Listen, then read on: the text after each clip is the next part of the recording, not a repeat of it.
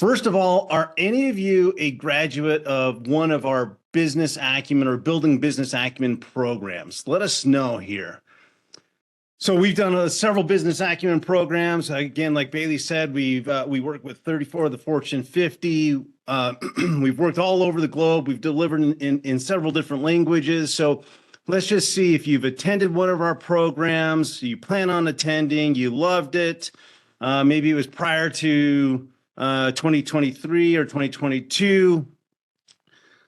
Let's see, give out folks just a quick second here to finish off. Don't forget to hit submit. And 3, 2, and 1. Let's see here. So almost half of us have attended a program this year. Awesome. Sweet. Love to see that so many of you have been and participated. So part of today is just working those business acumen muscles that you've been developing over the last year or so, maybe over your entire career, and hopefully point out a couple of things that we can do to gather some other insights. How many of you have actually attended one of our webinars before? So we do these on a monthly basis. How many of you have attended one of these webinars before? Let's see who's...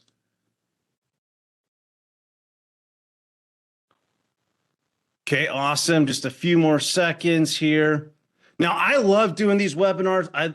Believe it or not, this may make me sound like a bit of a nerd here, but I actually love listening to earnings calls because I have hard time sleeping. Actually, I like listening to our earnings calls because of the insights that we can pull out of these calls. There's a lot of information there. There's a lot of a lot of financial stuff, a lot of strategic stuff, and that stuff can be really kind of boring unless we can put some context to it, unless we can start synthesizing some of that data. And I love working on these earnings calls so I can understand. So this is who's in the room. About more than half of us have done a business acumen program, and about 37% of us have attended. This is the first time you've attended one of these webinars. Awesome. Love it. Appreciate that. Appreciate that support. How about this? One last question. When was the last time you actually listened to an earnings call? You heard me. I'm a bit of a geek, a bit of a nerd about this stuff. But when was the last time you actually listened to an earnings call? Now, when I talk to people about listening to an earnings calls, I kind of see their eyes gloss over. They take a big sigh. You kind of see their shoulders drop and like, I'm so busy with this, with my work. You know, they talk in a different language. I don't know where to get the information. All sorts of different reasons why we don't listen to earnings calls. Anywhere from, hey, you know what? I don't even think it's from me. You know, I don't know how to get information out of this. But I'm looking at this. Awesome. I love to see that so many of you, and I see about 48%, I'll share the results with here in a second, about 48% of you have actually listened to an earnings call this year. That's awesome. Now, some of you, for a couple of us, would rather go to the dentist. I totally get it. It's a foreign language. It's new stuff. I don't know how to use it. It's not worth my time. All those sorts of things. Hopefully today we change a little bit of that perspective, and we're going to give you a couple of tools that you can use to not only get more, but to do it a little bit faster. So let's jump in. Now, a couple of really big challenges as you think about just business in general. 95% of employees don't understand a company's strategy. They don't know why they're working. At the end of the day, a company has a strategy that has said, hey, this is what we're going to do. This is why we're going to do it. This is where we're going to do it. This is who we're going to serve. This is how we're going to do it. And this is what we're not going to do. That's all involved in that strategy. But yet 95% of employees don't understand the company strategy. And this is the Harvard Business Review. Now, that means people don't, again, like I said, people don't know why they're doing what they're doing. People don't know where the company is going as a whole. And as an organization, they don't know why we're doing the things that we're doing. So they're missing a good deal of context. It's like having having a destination, but not having the map. Here's the other problem. Really big challenge. 90% of employees don't understand their company's key business metrics. They don't understand how we measure success. What does success look like? Where have we been? What decisions have we made? And what's the impact that we've had with those decisions?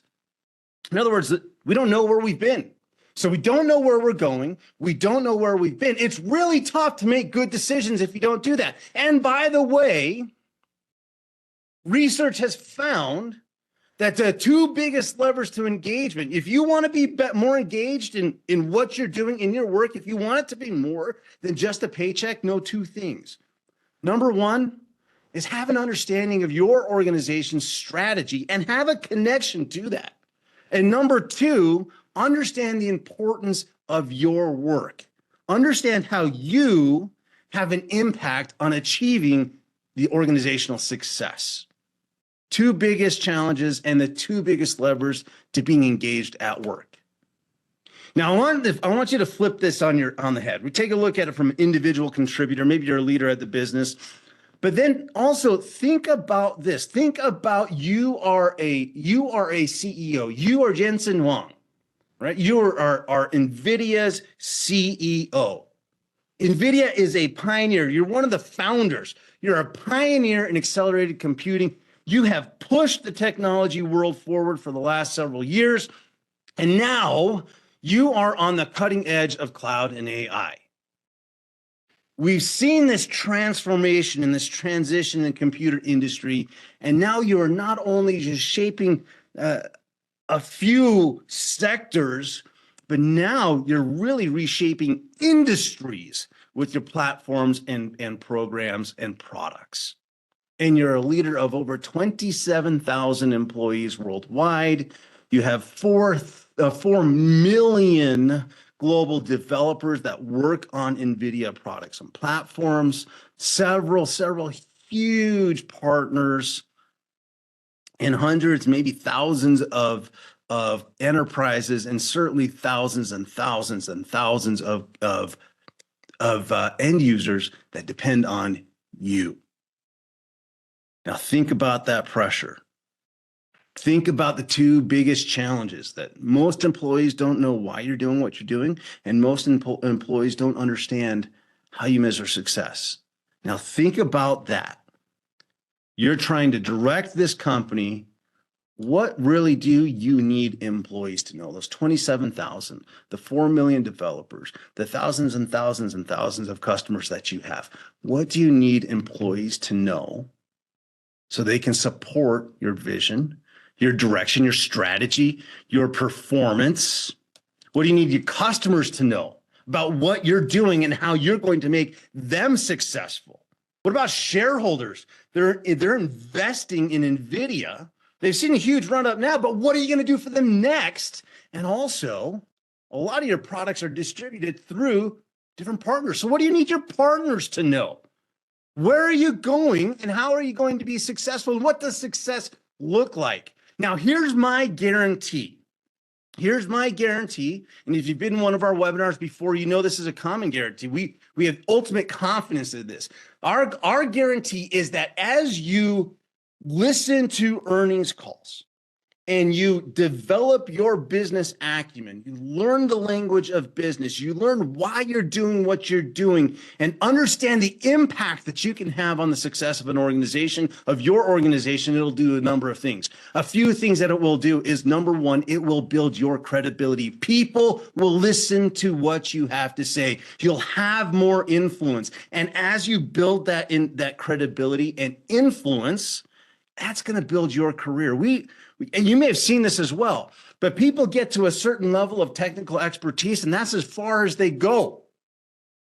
To break through that ceiling and get to the next level, you really got to understand the entire business. You have to have that influence across functions and departments.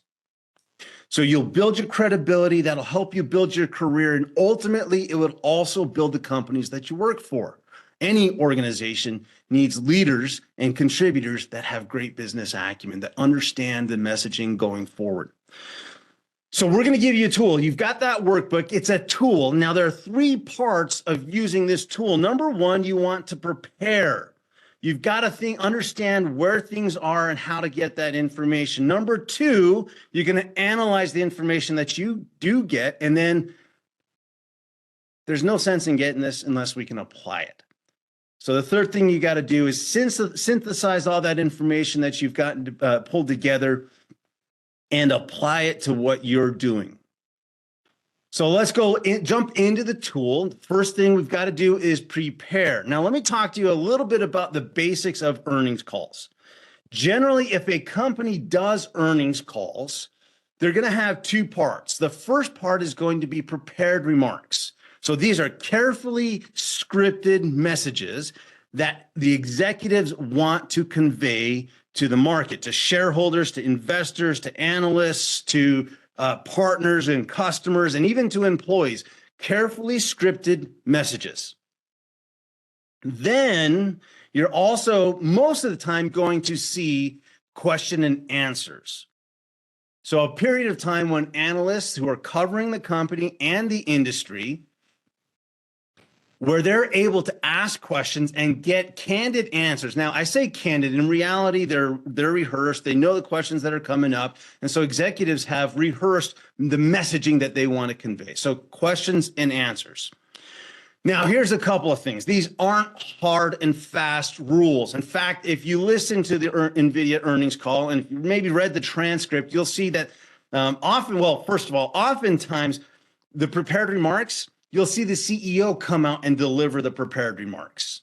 And then you'll see the CFO come out and deliver prepared remarks. And then they'll open it up to the question and answers. Now, if you look at NVIDIA comes out and CFO automatically, right? Colette comes out and just starts giving the message around the financial performance of the company. Then you have the Q&A, and at the end of the Q&A, Jensen then comes in, CEO comes in and gives a couple of quick remarks to close out the call. So generally, this is what's going to happen, prepared remarks and Q&A, but occasionally there are some companies that kind of tinker with that formula, and NVIDIA happens to be one of those. So the general structure of those calls, and then what you want to do is make sure you have before you start to sit down, make sure that you can locate the transcript. Now, a couple of ways to do this. I'll put a couple of things in the chat box. You're going to Google or you're going to search the company's name. So I'm going to do NVIDIA IR. That'll take me to the investor relations page. And I'm going to look for events and presentations. I'm going to look for the latest quarterly results. Companies do this a lot of different ways. Some companies have that transcript. Some companies don't. So there are a couple of, I'll call them freemium sites that you can go to be able to download that transcripts. Now, Seeking Alpha is one of those. You can get a couple of free transcripts each month. Cap Edge is another one. Now, we're not affiliated with either of these. These are just resources that I've used in the past and over the last several years to get those. You got to register for both of them, but you can register for free and get those transcripts. So make sure you get the transcripts. Now, you can listen to the webcast, which is on the company's investor relations page. They often have a recording, and they'll hold that recording maybe for a year or so. I find that I should listen to those earnings calls just to get the tone and tenor of what the executives have. But then I find it really helpful to go and download the transcript or print out the transcript so I can start taking notes. So I'm going to suggest that you do that. The other thing I'm going to suggest that you do is make sure you review your notes from past calls. You don't want to just take it at a point in time. You want to see how your company has progressed over time. And you can't do that unless you're reviewing your notes from past calls, unless you know what's happened in the past. One last thing, as you analyze these calls, make sure you talk with other people. Now, I've got over 2 decades of experience in finance. in and around finance departments. I talk with a lot of different people. And one of the things that I've noticed, and you probably have seen this too, is you, even within the same function, you've got different perspectives. Now think about when you talk with other functions and other departments and friends that work in other industries. You get a completely different perspective that opens up that window to you, and your insights are automatically amplified and improved. So meet with your team. Now, maybe you've got a mastermind team across functionals, across industries. Make sure you're talking to other people and getting their insights about the same thing and about the same situation. And again, it's just going to amplify the influence that it has, your credibility, your career, and the organizations that you work for. So get the call. Understand what's in the call. You're going to see prepared remarks. Usually you're going to see some Q&A. Then make sure you understand the context that you're operating in. What's their strategy overall, short-term, long-term? How has that progressed over the year? You're going to do that by getting the notes, the transcript and other materials. You're going to do that also by reviewing your notes from past calls. And then you want to make sure you're getting additional insight. With that said, let's jump in and talk about NVIDIA and use this tool to get some insights about NVIDIA and what's going on. Now, we use this 5 business driver framework. If you've been to one of our classes, you're probably pretty familiar with it. The nice thing about this framework is it's simple. There are only 5 things that you need to remember, and we've got a little dance to help you out. But they also line up extremely well exactly with the 3 main financial statements and how we measure the success of the business. So if you remember, by the way, if you don't remember, you can actually use the tool. The tool will give you the definitions and some examples of messaging that you'll hear or metrics that you want to look at. Now, let me jump back here to these 5 business drivers. Remember, cash is king, cash is queen, cash is a company's oxygen supply. We want to think about 2 things: how much cash that we have on hand right now and our cash flow, our savings account and our checking or current account. Profit is how we measure our financial performance oftentimes, right? We have revenues, that's the top line. We subtract the bucket of costs, and profit's what's left over. And we want to look at dollar amount profit as well as percentage of revenue, which we call margins. And that's measured on the income statement, not the balance sheets. The income statement is where we measure income, profit, earnings. It's the statement of knowing what the heck we're doing. Assets are financial strength, but we've got to weigh that financial strength against how well we're utilizing those assets. So we're going to measure our financial strength on the balance sheet and make sure that we're getting some sort of return on those investments. Growth, of course, goes up. We've got to increase or improve over time. I think that's what we're going to see here with NVIDIA, is how they've grown, where they're growing, and how they're going to grow yet.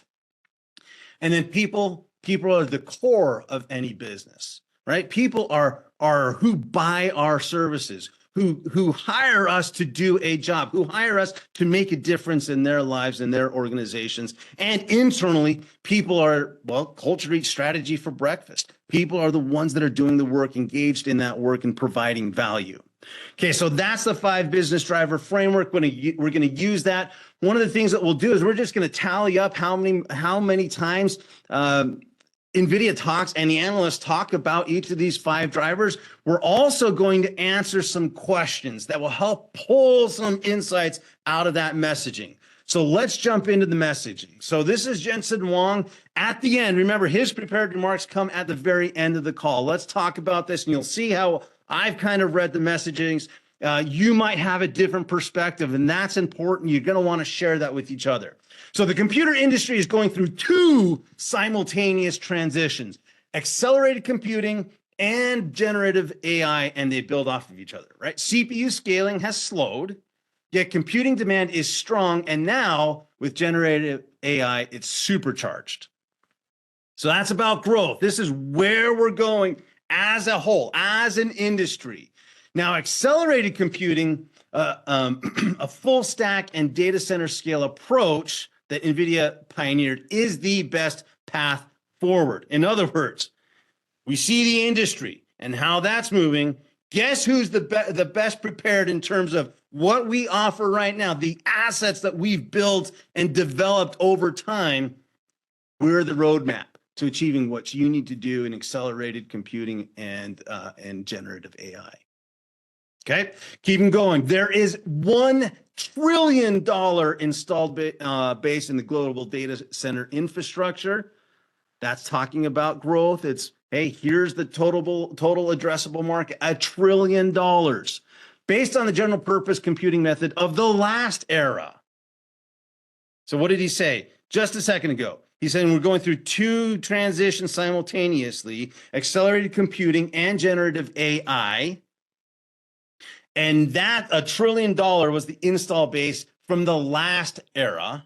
Think about what these two simultaneous transitions are going to do here in the future. By the way, NVIDIA is the best path forward. Companies are now racing to deploy accelerated computing for the generative AI era. Okay, so this is where we're going. We're the best path forward. Companies are trying to catch up. Guess who has already done the work? As we scale with cloud and internet service providers, we are also building platforms for the largest enterprises. So we've got it. We're still building it. You might also read some people in there, the largest enterprises, our customers, customers, so on and so forth. And we can help enterprises leverage, so our customers and our customers, their domain expertise and data. Both things that we need to be able to model out, train AI, and then deliver those services, that generative AI, securely and safely. So we help that happen. We help you and your customers get the value out of all of your data and expertise that's trapped currently. So you see, again, just these are Jensen Huang's final comments, wrapping it up, summing everything up. We notice a couple of key drivers there, growth and assets, and then one more, people. That's Jensen's message there. Now, let's fast forward and look at how we might summarize Colette Kress's, the CFO's. So generative AI is driving exponential. By the way, in the chat box, let me know what you see in her comments. Generative AI is driving exponential growth in compute requirements and a fast transition to NVIDIA accelerated computing, which is the most versatile, most energy efficient, and the lowest TCO approach to train and deploy AI. And in the chat box, I'm watching for that chat box. What are you seeing? Cash, profit, assets, growth, or people? Generative AI drove significant upside in demand for our products, creating opportunities and broad-based global growth across our markets. Now, what'd you see?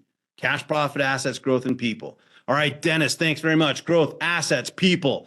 Growth, Michael, Meg, growth and assets. Dan, growth, assets, people. Joe, growth. Interesting, huh? So we've got Jensen saying growth, assets, people. Now we've got Colette, the CFO, not talking about profit and cash, but she's talking about growth, assets, and people as well. So here's the executives with their prepared remarks. Growth, assets, super important. People is in there as well. Now let's flip to the cold-hearted analysts. Now, here is Aaron Rakers. I'm joking, right? They're not cold-hearted, but Aaron Rakers. Analysts have a very specific purpose in this market, and their job is to be right. So they want to make sure that they're asking questions that will help them get their models correct and will help drive growth in their investments, right? Not necessarily drive growth in the company, but in their investments. So here's Aaron Rakers. He wants to know more about that growth, assets, and people. And so here's what he's saying. Again, what's he focused on in the chat box? I'll watch that. As we kind of think about unpacking the various different growth drivers of the data center business going forward, I'm curious, Colette, of just how we should think about the monetization effect of software, considering that expansion of your cloud service agreements continues to grow. I'm curious of what, or where do you think we're at in terms of that approach, in terms of the AI enterprise software suite and other drivers of software only revenue going forward? Yeah, growth and profit, growth and assets, cash and profit and growth, cash revenue, profit, assets, and growth. Yeah, so it's just a little bit of a difference. Like, we get it, you're growing. You're growing. Get it. How are you going to monetize that growth? You have all of these assets, including software. Now you're talking about software only revenue. How are you going to monetize that? So more about growth in profit and cash. Maybe, yeah, we've got to understand you have assets there. Now, let me show you why data center. By the way, pretty much every single analyst there asked about data center. So a little bit about performance, and we'll get down into the message here. Here was the last several quarters, last 5 quarters of performance. This is revenue and gross margin. So gross margin is the profitability of the products and services that they're providing. So if you look at revenue versus a year ago is down, and it's down quite significantly, almost $1.1 billion. But over the last quarter, it's up $1.1 billion. Sequentially, they talk quarter over quarter, sequentially. Year over year, it's down, but quarter over quarter, it's up. Now, what's driving that growth? Well, it's driving the decline year over year, but what's driving growth quarter over quarter? If you look at their different businesses, the gaming business is down $1.4 billion. Might chalk that up to COVID because of the big demand that caused, and now we see a little bit of a drop off. Maybe that's the case, but a little bit of growth year over year. Great. The professional visualization, smaller business, it's down by $327 million year over year. So that's driving some of that decline, but up $70 million quarter over quarter. Automotive, again, smaller business, up 158. So there's still some demand there, and $2 million quarter over quarter. Now, here's why data center was such a big emphasis, because it had the highest growth of any of their businesses, $534 million year over year. It wasn't the only business growing. We saw growth in automotive. That kind of makes sense because of the supply chain issues that we saw earlier on in COVID, the pandemic, and then quarter over quarter, $668 million growth quarter over quarter. And data center is what was driving their growth quarter over quarter, and what kind of saved their bacon year over year as well. So that's why there's so much. That's why every single analyst asked about the data center, and that's why also you think about where generative AI is going to be. It's going to have a core in that data center. So that's why we're thinking about that. Now, what driver got the most attention and why? Well, we saw just in a couple of quick prepared messages and the analyst questions, it was about growth, it was about assets, and about people on the executive side of things. And on the analyst side of things, profit, cash, growth. Here's what I found. Now, I didn't do all the tally marks. You're going to see here why I didn't do all the tally marks. Generally, I would, but I quickly found out as I went through and marked up my transcript that, you know what, it was overwhelming how often Jensen and Colette were talking about things like assets and growth. And you see that here, right? They talked about, actually, Colette talked about cash 4 times, talked about buybacks, talked about dividends, talked about different aspects of cash flow. In fact, talked about cash flow, talked about profit about 12 times. But then as you think about the messaging that we heard, followed suit. By far, assets, growth, and people. Assets, growth, and people. We talked about here's the program, here's the platform product, and here's how it's going to help our customers and our customers' customers. Or if we're going directly to, like in gaming, if we're going directly to the end user, here's what it's going to do for you. It's like every time they talked about something, it was about the benefit to a customer, a partner, or the customer and partner's customer, the end user. So, by the way, they said that's going to cause the growth that you see. That's causing the growth right now, and that will be the future growth. Assets and the benefits that it drives for our customers and our customers' customers.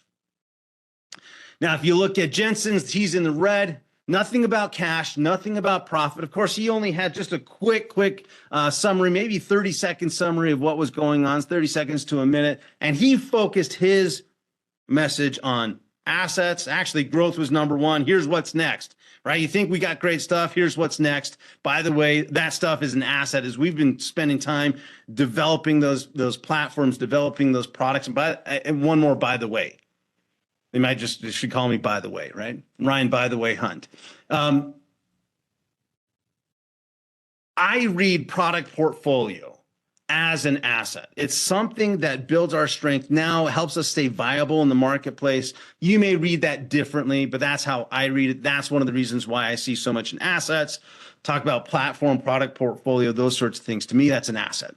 But assets, growth, and people, that's all Jensen talked about. You can see how that differed from the analysts. Analysts, yeah, assets and growth, a little bit about people, but a lot more emphasis on profit and cash flow. And you can see if you tallied them all up, the company, right? Jensen and Colette were talking mostly about assets and how those assets drive growth for us and our customers and our customers' customers. And of course, since we're talking about our customers and partners and our customers' customers and the benefit to them, we're going to see a lot of that in terms of people and a lot of examples of how our customers and people that are buying from us actually are using the products to deliver growth for them, which results in growth for us being NVIDIA. And then as you add on the analysts, again, assets growth also become very, very apparent. So that's just the tally marks. And we see kind of that following from just looking at those a couple of prepared remarks that we've kind of summarized. Here are the questions that we need to answer. There are 4 of them. 3 of them have to do with the company internally and the executive messaging. 1 happens to deal with the external parties, being the analysts. So here's what we see. What drivers seem to get the most attention and why? We've already answered this question multiple times. I'm just going to cover assets. Again, it's all about the platforms and products and the benefits that NVIDIA platforms and products have for customers and end users. They're the backbone of what we're seeing right now, these transitions. And by the way, we're working on what's next. So they're going to be the platform and the backbone of the future. And we see we serve the entire value chain, right? So we're good for customers, we're good for different partners, as well as for the end users. And that is what's going to drive growth. If we have the right platforms and products, if we can be that backbone of this transition, the growth will be there. We'll scale with partners, customers, and the end user demand. We're able to do that. Kind of the supply chain stuff has kind of resolved itself or is resolving itself. We're being able to scale up now, and we're pushing tech forward. Demand is growing for what we do, the core of who we are, our identity, our strategy. So assets and growth. Okay, great. What are some of the main points? 2 or 3 of the main points. Again, the computer industry transition is extremely important, and I want you to think about how the computer industry and technology in general is pushing your industry. So a couple of things that they did talk about the programs and platforms, but they also gave examples. And if you looked at the presentation, they were very clear about how their products are helping transform not just computer industry, but different industries. If you're in the automotive industry, you think about all of the things that AI can do we need AI for for automated driving. We need AI for better communication. And it'll help us navigate better. It'll help us understand who's in the car, even the audio experience will be better. So we need those sorts of things. With AI and with the products and platforms that we have, we can set up digital twins in pretty much any industry, from the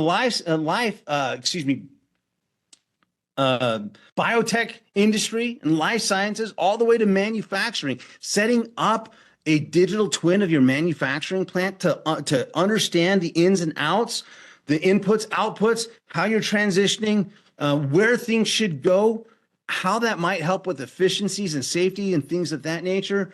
They're enabling all of that to happen. That's why they can say with confidence that NVIDIA products are the platform to roll out the next generation of computing.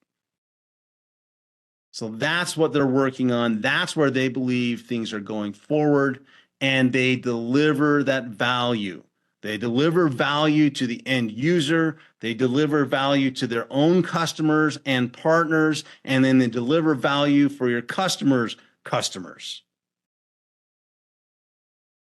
Okay, so those are a couple of the key points. Again, assets are going to are the avenue to growth for this business, and this business is going to drive transition and transformation in a bunch of different industries. So what are their goals? What are the goals and objectives going forward? Again, we talked about this next generation, this next era of computing, and it's starting to supercharge. It's not like in the beginning we're kind of playing around with things. It's like hockey stick growth. We're going to see it. I want you to start thinking about the application piece, right? They're enabling the transformation of different industries with this idea of digital twins, augmented reality, virtual reality, generative AI, cloud, all these sorts of things. And they're saying they're starting to see this supercharge, not slowly develop, but supercharge. And you've probably, if you've done the little bit of digging in generative AI, you know there's a whole bunch of ethical questions. So they want to do it and supercharge this thing, but they want to do it safely and securely. They say NVIDIA is the best path forward. So the goal here is, number one, significantly increase supply, not just inventory, but the platforms, the programs, the products that we'll need to safely and securely roll out cloud, accelerated computing, generative AI, and everything that's involved in that. Number two, scale with demand. So as it grows and as it's supercharged, we need to be able to scale with demand and build the platforms for the largest users to leverage their expertise and data to harness generative AI. Right? So those are big deals. Big deals. That's what's going to cause that industrial transformation, probably the next era, and then ramping new wave of products to deliver what's next. We're not sitting. I mean, we're at that cusp of that supercharge in demand and transformation, and they're already thinking about what's next. So as you think about that and you think about that story, really quickly shift gears here and start thinking like an analyst. Now, analysts want to be right. Executives want to show growth. So analysts want to be right about that growth message. And so here's what they asked about. Analysts were data center, data center, data center, data center, the business of data center. So cloud, generative AI, what platforms and programs, what's the backbone that you're building that we're going to need for every industry, for every company. What are you doing? They're asking what's driving near-term growth. What's driving that midterm growth? Not so, they were a little bit interested in kind of long-term, but they were more focused on this near-term and midterm because of things like supply chain pressures, because of things like that big 1.1 billion decline in revenue, a little bit of a decline in gross margin, increasing costs. We see cost inflation. So there were questions about that. And then there were also questions about how are you leveraging those platforms, products, software only, for growth. Again, near term, midterm, and in the future there. Okay, so questions so far. We just have a couple of minutes. If you got questions, feel free to put those in the chat box. But I think the message is pretty clear. Growth, how are you going to grow? Assets. Assets are the backbone for what's going to come for every industry, not just NVIDIA and the computing industry. It is the transition into this next era. Now the question is, with that story, does their financial performance support that story? Do they have the resources, the capital, the infrastructure to support the asset development to be able to grow in the future? And to help us answer that, the next part of this tool is the navigating toolkit is the navigating financials tool.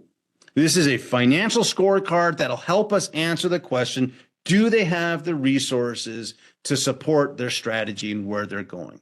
Now, if you'll remember down here on the left, you'll see that there are 4 of our 5 drivers that we're measuring here. We've got we've got financial metrics for cash, profit, assets, growth, and then people. Again, people are the foundation of anything that we do, so we've got to be aware of that.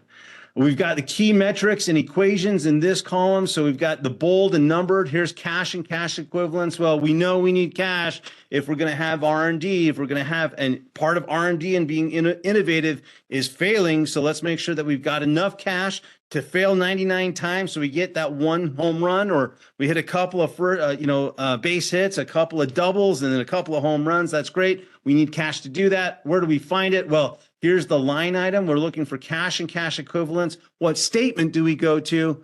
That's this column, the balance sheet. And then we've set it up so you can compare. Remember, we said go get the last couple of quarters. Go review your notes from the last year, the annual report, the Q4 call, and from previous quarters, and compare. So we can compare this year, Q2 of 2024 is where they are, to Q4 of 2023 in all of these metrics that'll measure cash, profit, assets, and growth. So let's do a few together. We're going to look at cash and cash equivalents. It's on the balance sheet. So I've got to go to the balance sheet. And so, this is Q1. So we're looking at 3 months. The first 3 months here, April 30th, 2023 is actually their 2024 fiscal year. Assets are right here. Cash is an asset. It's the most liquid asset. So here in the States, you're going to find cash and cash equivalents at the top. You can look at this cash and cash equivalents, $5 billion, which is what I've written down, but also realize some industries use this marketable securities. So in reality, they may talk about having $15 billion in cash. So we're going to grab that number and put it down right here. So Q1 2024, their fiscal year, $5 billion. You might also put that $15 billion. Okay, next one, cash flow from operations. That's on the statement of cash flows. So I'm going to jump to the statement of cash flows. And remember, there are 3 sources and uses of cash, and that's what we find on the statement of cash flows. The first one, the primary source, the source that most companies go to for sustainable growth, is cash flow, and it's cash flow from operating activities, this first section. I look, just a quick hint, look for these double lines. That means it's a subtotal, and this subtotal is the subtotal of the cash from operating activities. They, in the first 3 months here, they generated $2.9 billion in cash flow. So they've got a pretty strong cash position, $5 billion, $15 billion, plus another $3 billion in cash flow. This is looking pretty good so far. Looks like they've got enough cash, performing around cash, to be able to do what they want to do, to invest in the future. Now let's go to this income statement and see how they're performing. How well are they using some of these resources? So we're looking for revenue. All right. Well, we're going to see revenue at the top. We're going to see net income and earnings per share down here at the bottom, and expenses in between. So revenue is the first one I'm looking for. It's at the top. It's another name for top line. I think of revenue, if you've been to one of my classes with me, revenue is the Sally Field line. It tells us how well our customers like us, if they really, really like us. Customers liked NVIDIA to the tune of $7.2 billion in Q1 of 2024, their fiscal year. Of course, compare that to the last year. They liked them a little bit less, but there are a lot of reasons for that. So here we go, $7.2 billion in revenue. If we're looking at net income, we can go back and get net income. Down here, look for the, not just the subtotal, but the double underline. That means it's the end of that section. So we've got $2.0 billion in net income on 7.21 billion or 7.2 billion in revenue. So net income, that's the bottom line. That's what's left over after all costs are subtracted from all revenues. We're going to write that there. You'll notice next is the net profit margin, divides net income by revenue. And so we can just do the math there. 28.4% net profit margin. Now that's significant. Remember, if you've been to one of our courses, we do high versus low, the average being about 10%. So this is more, almost triple the average. Now, what's the difference between high versus low margin companies? High margin companies charge a premium over their costs, generally because they're differentiated. Now, how do companies differentiate themselves? With their branding, okay, great. With their positioning, okay, great. But they also differentiate themselves through innovation. And that's what NVIDIA's strategy is to develop products and platforms that will transform industries and get us into this next era of computing. They also have to have a high margin to drive cash flow that they can invest into R&D for longer periods of times and take risks.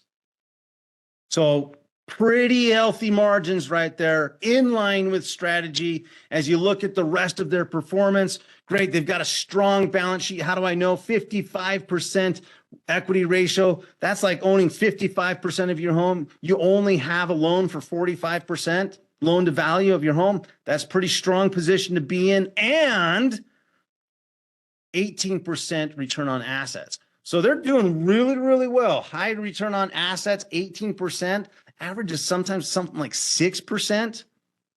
So doing very, very well. One caution as you look at return on assets, if you take that net income, that's only 1/4 of net income, but it's versus all of the assets. So in this case, I've just multiplied it by 4 just to get kind of full year and kind of match. So 18%, they did see a decline in revenue, but their net income is growing. Their earnings per share is growing. That means that they're managing their costs well.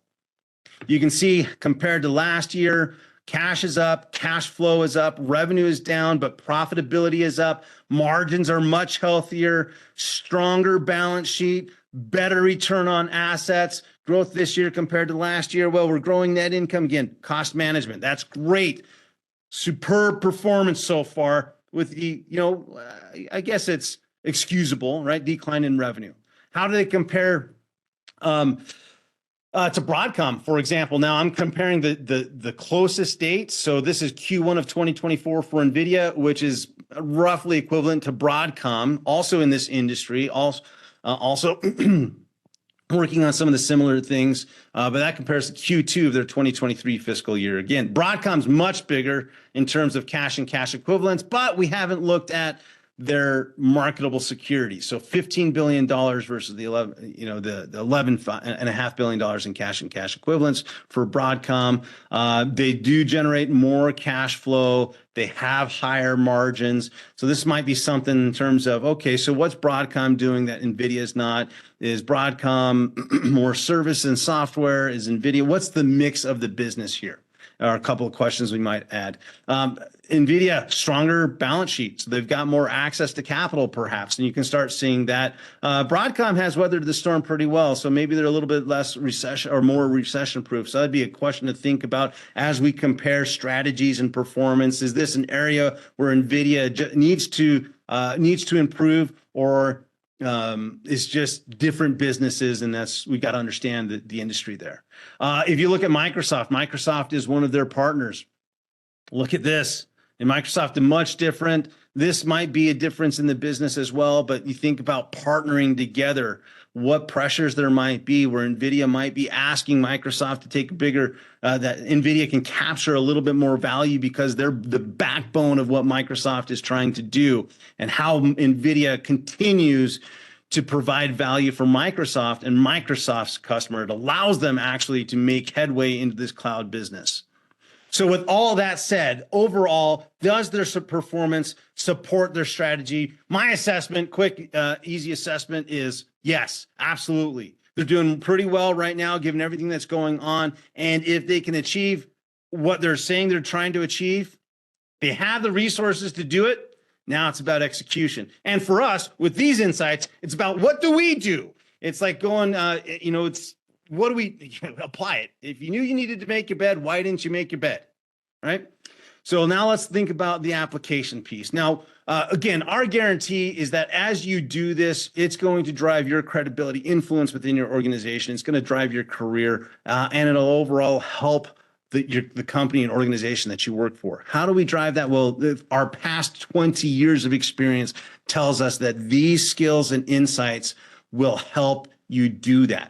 We work with, I guess now it's 34 of the Fortune 50 companies. We help companies improve their performance in their business and their function, help them increase collaboration, help them increase communications, employee engagement, help them put into understanding the decisions that we're making in the business and executives are making in the business, help them save costs, grow revenue, help them just deliver better business results. So again, with these insights, what are we going to do about it? Well, this part of the toolkit is what we need to do. Let me show you what I wrote down from my perspective. Number one is I did not realize how far along the road we are. So we're about to hit a serious explosion in generative AI and solutions around generative AI. I know it's big. I didn't realize how big and how impactful this is going to have. So I really, that's one of the action plans. You'll see this here in a second, but we need to think about where those capabilities are. And I need to be monitoring and learning more about it and developing those skills to position myself and my company better and to also help my clients and help them understand the impact that AI and this next era of computing can have and how to use that to drive better business results. And then one last thing is maybe I know the stock price has skyrocketed. Maybe all this hype of NVIDIA is actually warranted. And you'll see what I mean here. This is the last year of performance in orange. If you go back, where's their released earnings right there, and May 23rd, and you see just this spike, but it's been running up, and all of a sudden you see this spike, and I think, man, maybe this spike is warranted. You look at the NASDAQ index, that's kind of floating along, maybe down from several months ago, but NVIDIA spike, there might be something behind this. So what am I going to do? Well, one, I need to make sure I'm looking at their peers, so Broadcom, Analog, TI, all these different peers to see what is best in class here and who's driving things forward. I need to get that perspective. So share it with other consultants internally, share it with my clients and also new customers, and then think about how I can help employees of NVIDIA make better decisions, execute on the strategy, and drive that financial performance. So I want you in the chat box, based on what you've seen here, what are some insights that you grasped? How are you going to use those insights? And as we wrap up, a couple other things to think about. If you analyze your company, make sure you're going to talk to someone else about it. So do this with your manager, do this with your team, at least quarterly. We call this an alignment review. Make sure we're all aligned with our strategy. If you did this with a customer or partner, meet with the account team. Think about how we build value for that customer. And if you looked at a competitor or benchmark, again, meet with your team, compare who's doing better, who's got the right strategy, identify actions that you can do to better perform in the market and achieve your strategy and performance goals as well. So Gita, thank you. Compare with other companies that are in the AR hardware. Okay. So now that we've used this tool, we did the preparation, we've done a quick analysis. I hope this only took me, including the preparation of this presentation, only took me a couple of moments to do, a couple of hours to do. As you do this rep after rep after rep, if you're just getting those insights using this tool, that time frame cuts down significantly to be able to do this analysis. Okay, one quick poll as we're wrapping up here. What's the second step of the preparation process? You're going to locate the transcript, you're going to blank, and then meet with your team. What's the second step? Let's see if you were paying attention.